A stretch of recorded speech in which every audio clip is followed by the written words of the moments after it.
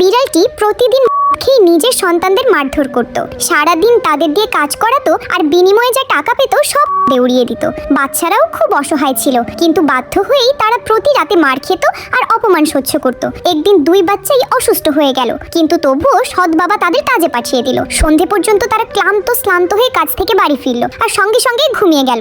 সকাল হতেই একটি বাচ্চা ঘুম থেকে উঠল, কিন্তু তার ছোট ভাই যেন গভীর ঘুমে শুয়েই রইল। বড় ভাই ছোটকে নেড়ে চেড়ে জাগানোর চেষ্টা করলো, কিন্তু ছোট তো না ফেরার দেশে চলে গিয়েছিল। তার চোখ থেকে অশ্রু যেন থামছিলই না। সে ছোটকে কবরস্থানে নিয়ে গেল, নিজ হাতে মাটি খুঁড়ে ছোটকে সেখানেই আপন হাতে দাফন করলো আর ঘন্টার পর ঘন্টা সেখানে বসে কান্না করলো। এরপর বাড়ি ফিরে সৎ বাবাকে পুরো ঘটনা খুলে বলল, কিন্তু সৎ বাবার যেন কিছুতেই কিছু যায় আসলো না। না সে ছাড়লো আর না রাগ। বড় ভাইয়ের রাগ আর কষ্ট তখন সীমা ছাড়িয়ে গেছে। সে কাঁদতে কাঁদতে কাজে গেল, কিন্তু সন্ধে হতেই সেখান থেকে দৌড়ে পালিয়ে এলো। সারা রাত রাস্তার পাশে বসে রইল। সকাল হতেই সে পাশের থানায় এসে পুলিশকে সবকিছু খুলে বলল। পুলিশ সঙ্গে সঙ্গে ব্যবস্থা নিল, কিন্তু যখন তারা বাড়ি পৌঁছালো সৎ বাবা তখন পালানোর চেষ্টা করলো। তখনই পুলিশ তার পায়ে করলো, তাকে গ্রেফতার করে 20 বছরের জন্য জেলে পাঠিয়ে দিল। এখন সেই বড় ভাই প্রতিদিন কবরস্থানে যায়, কিন্তু ছোট তো আর কখনোই ফিরে আসবে না। কিন্তু তুমি তো এই অসহায় বাচ্চা বিড়ালগুলোর জন্য লাইক সাবস্ক্রাইব করতেই পারো।